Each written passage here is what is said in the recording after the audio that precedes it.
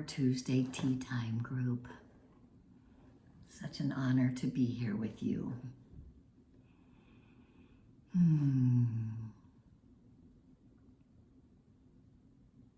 Settling into our seat, acknowledging our commitment to the Dharma for showing up, to the Buddha, the Dhamma, and the Sangha.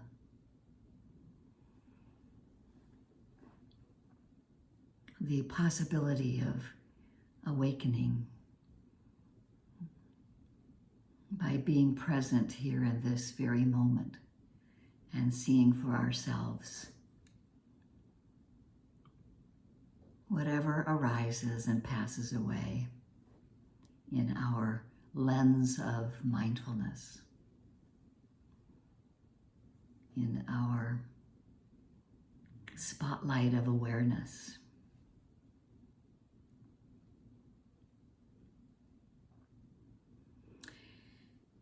In our development of concentration using a single object of the breath or a touch point, letting that concentration on a single object help us to shield out the hindrances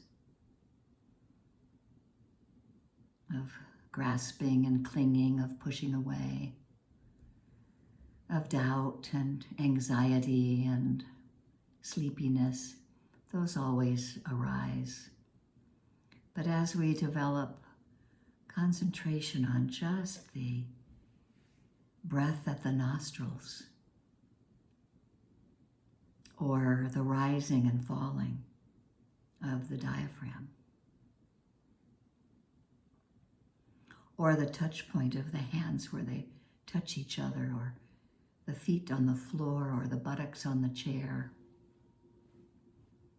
we can always return to that single point of beginning again when the mind wanders off.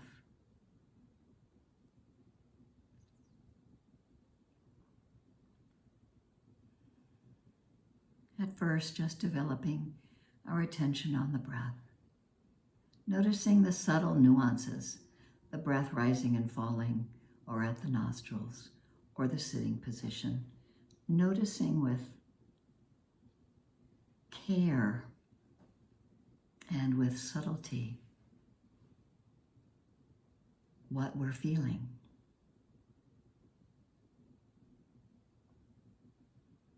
What we're noticing about that breath or that pressure.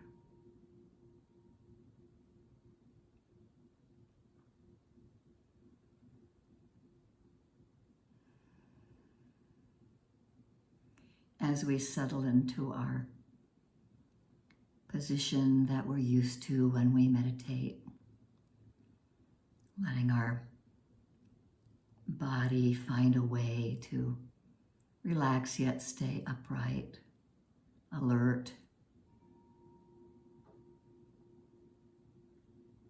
Maybe doing a gentle sweep through the body of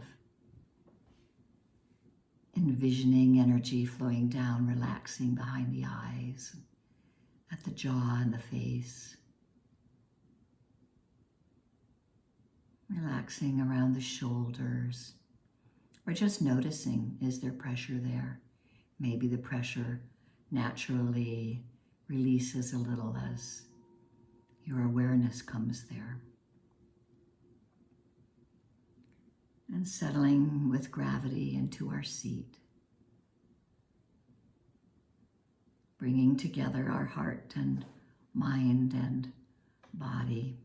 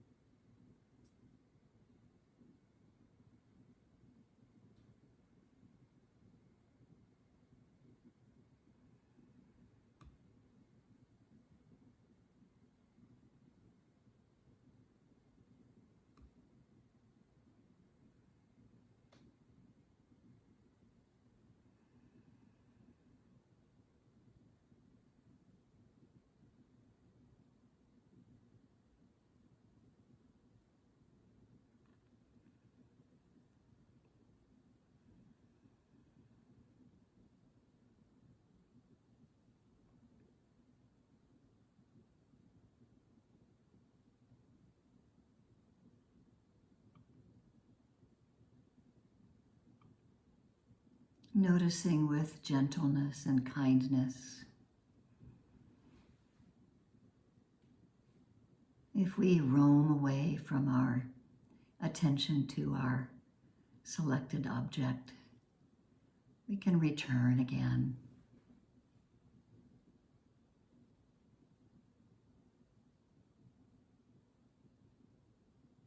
Whichever place you choose at first as your object, have enough interest to really notice what is happening there.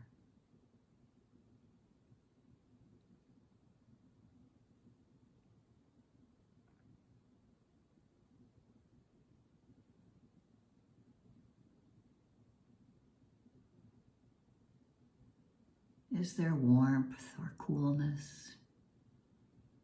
Is there pressure?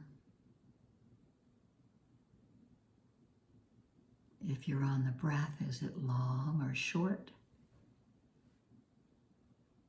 Just being with what it is, noticing on the inhale and on the exhale, a short breath or a long breath.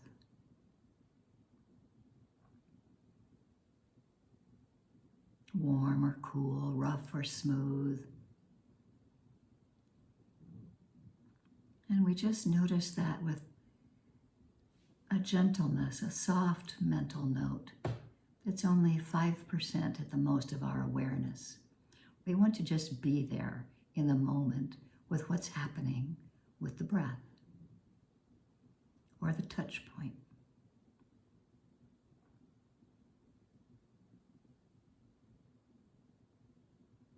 And the more we keep bringing ourselves back to that point,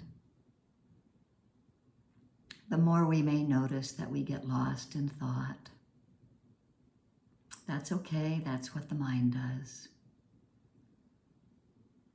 Maybe we have body sensations that arise.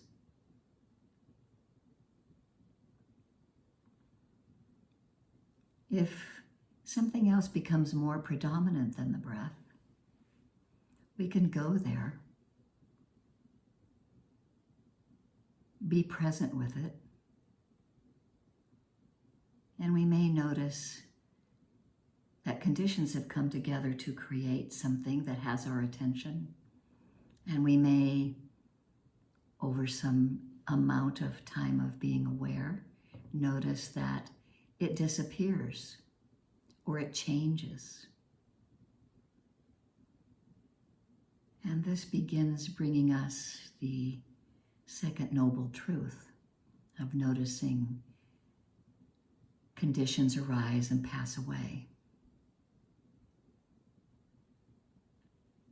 That first noble truth of the discomfort, the dukkha of existence can be known when we feel that pain in our body somewhere, or get lost and confused in a hole of thinking that we're analyzing something to the nth degree, or lost in not paying attention in the present moment.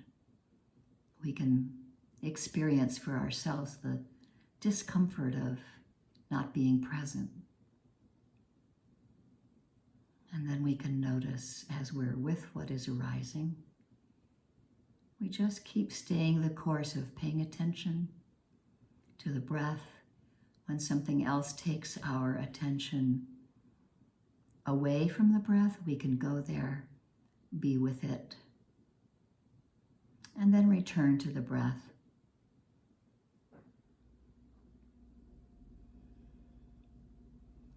Noticing if tiredness arises, or grasping at a pleasant moment, or pushing away maybe an unpleasant moment. Just being aware and mindful.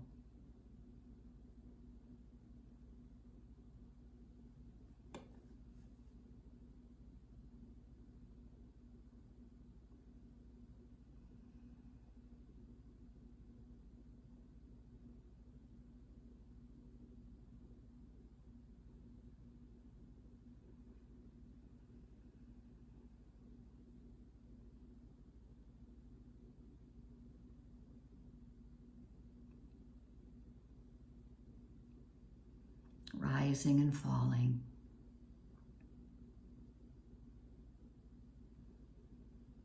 Coming together and falling apart.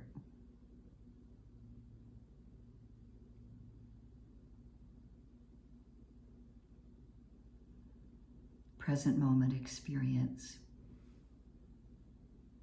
as we develop concentration, noticing when a more predominant object takes over the mind state, and we can be with that. We can see conditions arising and passing away.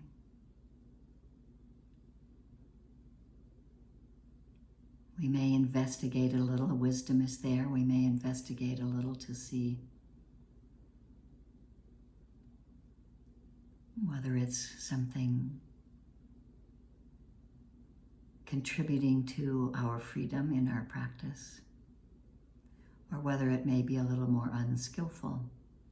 Maybe it's that thought door we've been down over and over again and it keeps coming up in the mind. We can let it go, and we can incline ourselves toward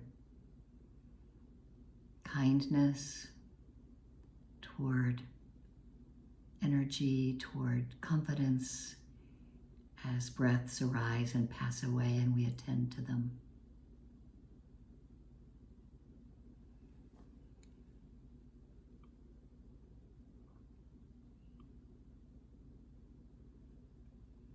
We can just begin to abandon or let go of some of the compulsive nature of our habituated mind states that we can sometimes see so clearly when they arise.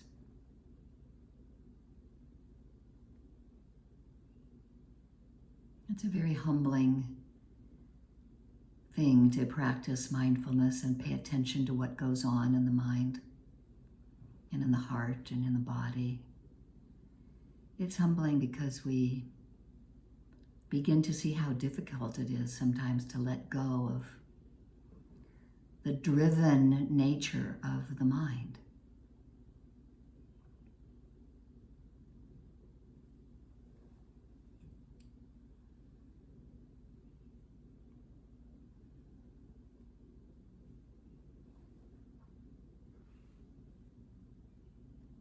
And so we take this time to look at that issue of dukkha when it arises, and we can begin discerning the cause of it, the grasping we might have, the clinging we might have. And we can begin to relax around it when we see the causes.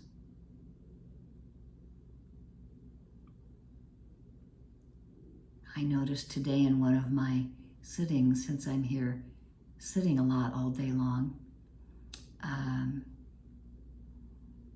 that my pain in my back that's generally there and kind of chronic, but it gets aggravated as I sit more.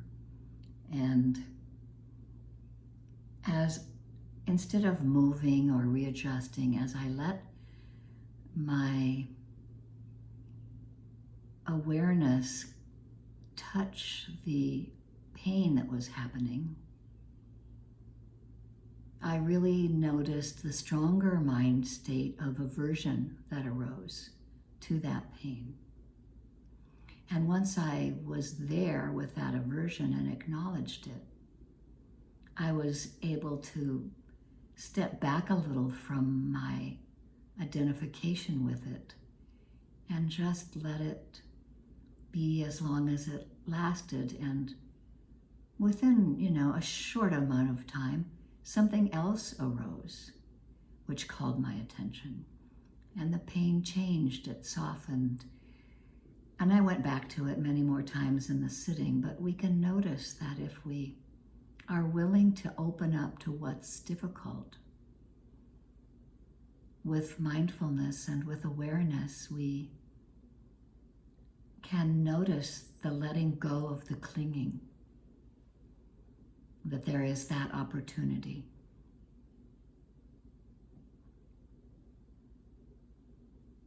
And so we're just reaching down over and over again into the ground and pulling up this root of craving to try to stop the plant from growing. This clinging and thirsting are like roots.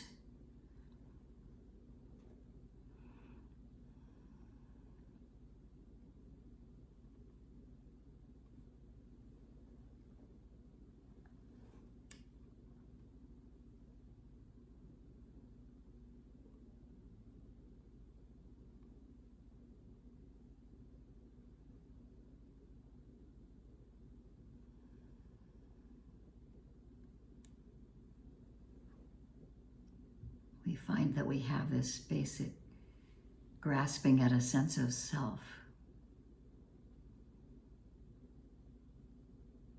And this basic ignorance is what brings us dukkha.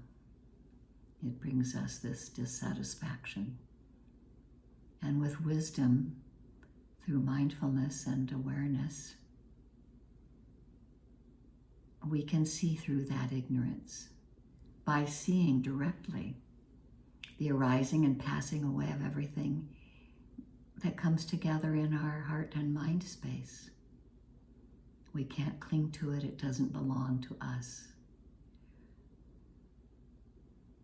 And so we're using awareness and wisdom, investigation, and we have it balanced with kindness and compassion for ourselves, for whatever arises.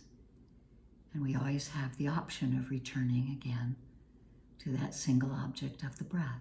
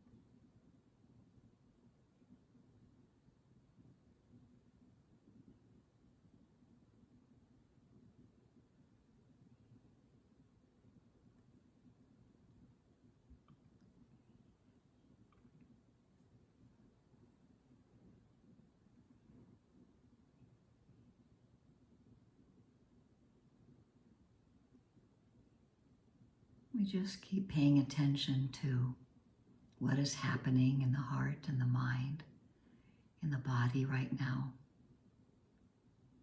without clinging to the experience, without thinking that it might be lingering longer than we'd like, something that might be uncomfortable. We observe properly that no two moments are the same. Every moment is fresh and every moment is changing.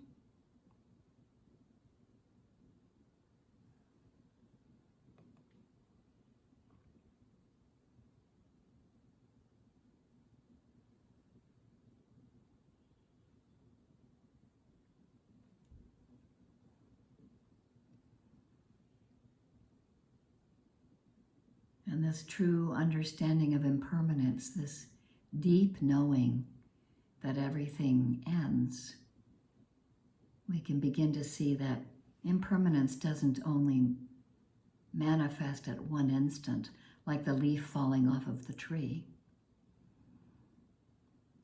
The leaf is already impermanent when it's still part of the tree. We can see that with ourselves, with our bodies as they change, with our thoughts as they arise and pass away, that we can really deeply know through direct experience by paying attention in this moment as best we can for what arises and passes. Where mindfulness is drawn and coming back to the breath when convenient and useful.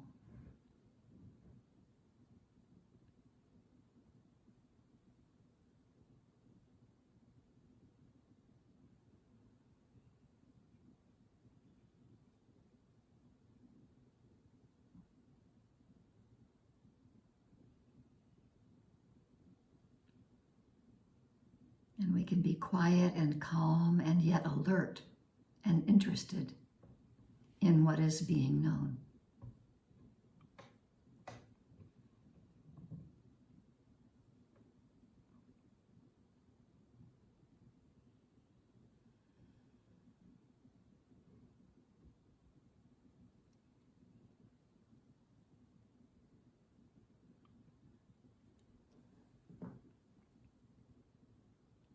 Seeing clearly this basic understanding of the presence of grasping, greed, and pushing away hatred or ill will, and delusion of being confused and not seeing things clearly.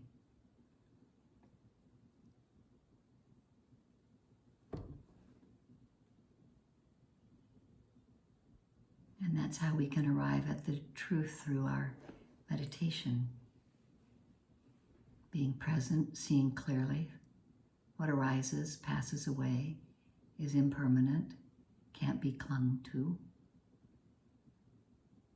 And we can hold ourselves in kindness, giving ourselves metta when we get confused or lost in thought or just sort of lost in our awareness. We just come back to the present moment and begin again.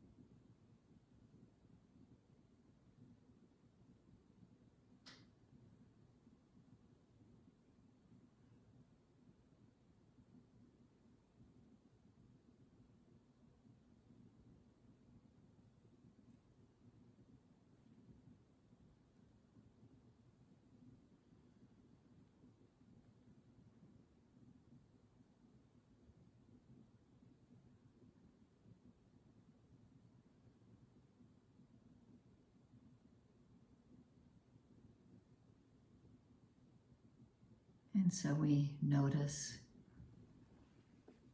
as things arise and pass away, and we may have a tendency to cling to something that's pleasant or seems to be working in our meditation. We can see clearly that part of this practice is about embracing losing things. We can't hang on to it. We have to embrace the letting go.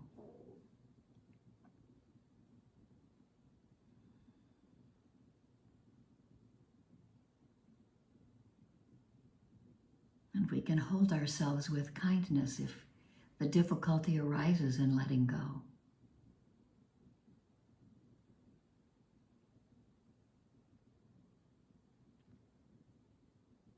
Naomi Shihab Nye has a quote: "Before you know what kindness really is,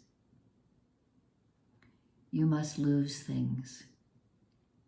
Feel the future dissolve in a moment, like salt in a weakened broth.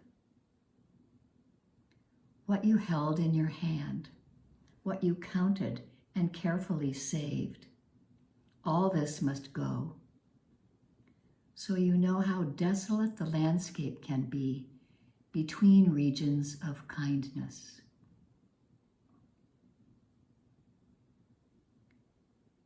And this is why kindness is so important, and gratitude is so important, because it's these moments of kindness where we can develop the skill of release.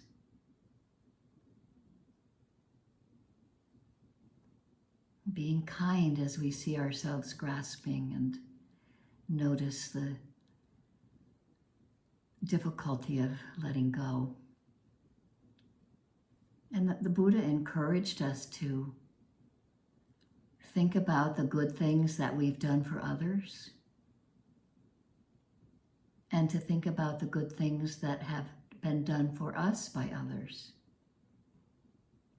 by our parents, by our teachers, by our friends, and that we do it intentionally, we cultivate it. It helps us feel held in that kindness, and it develops goodness. It helps strengthen the heart with goodness and kindness, which in turn lets thoughts of ill will toward ourselves and toward others fall away. And so we take a few remaining moments to cultivate that kindness, letting a sense of gratitude fill our hearts.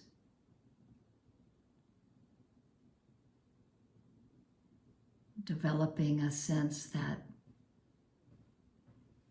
our heart gets strengthened in goodness and kindness as we incline it toward well-being for ourselves and for others.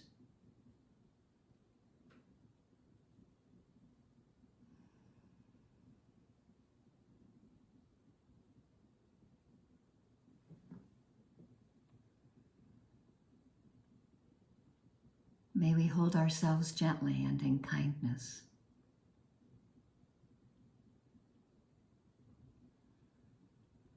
This is of real benefit to ourselves. It's beneficial to hold ourselves in kindness, that we may do no harm, that we may let go of ill will. May we have kindness for ourselves and for others. May we let this feeling of goodwill flow to others, teachers, relatives, and friends.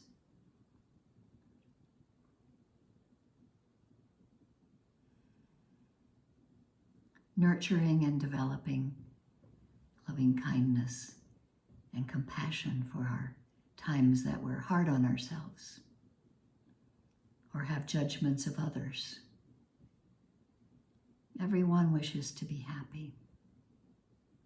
All beings, whether weak or strong, known or unknown, seen or unseen,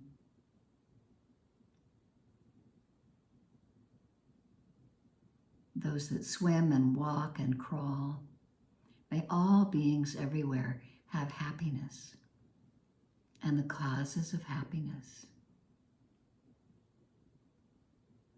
May they be free from harm, safe and protected. May they have ease in their lives. And by holding our hearts in this way, we develop this kindness as a sort of fortress to hold ourselves and others in, and a way of letting go of ill will when we see it arise in the mind and in the heart.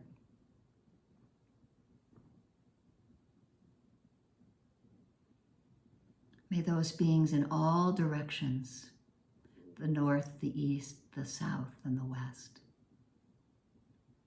be free from inner and outer harm, safe and protected, have ease in their lives.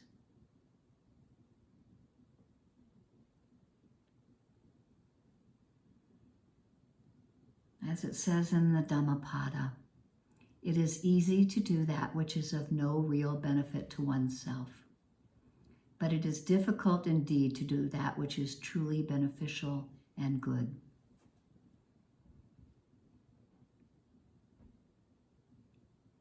Knowing the way for oneself, walk it thoroughly. Do not allow the needs of others, however demanding, to bring about distraction.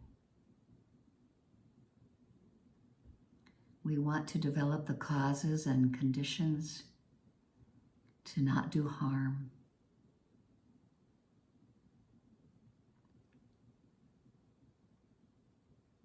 And to help purify our hearts.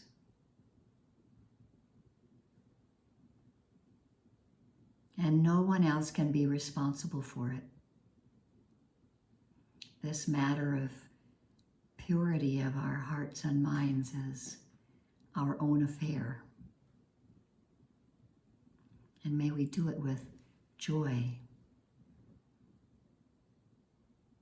gladness that we've chosen this path of seeing clearly what arises and passes away over and over and over again.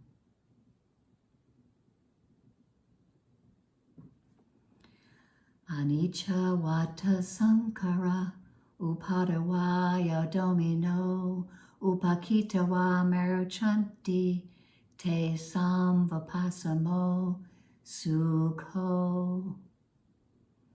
All conditioned things arise and pass away. And seeing this clearly brings the greatest happiness, which is peace.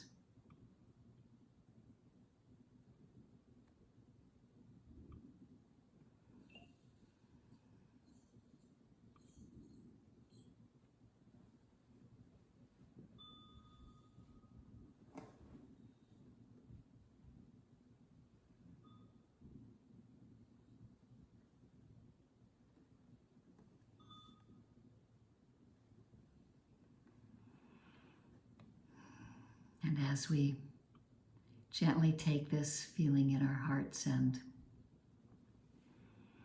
let it shower through us as we open our eyes and begin to see what changes in the heart and mind as vision comes in and other kinds of thoughts come in, and we have desires to put on our glasses and reach for our mugs, and just having mindfulness be present with every moment, every daily moment, as much as we possibly can, stringing together these mindfulness moments, creating this continuity of practice in daily life. May we really know that the goodness of our practice benefits all beings. Thank you so much for your practice.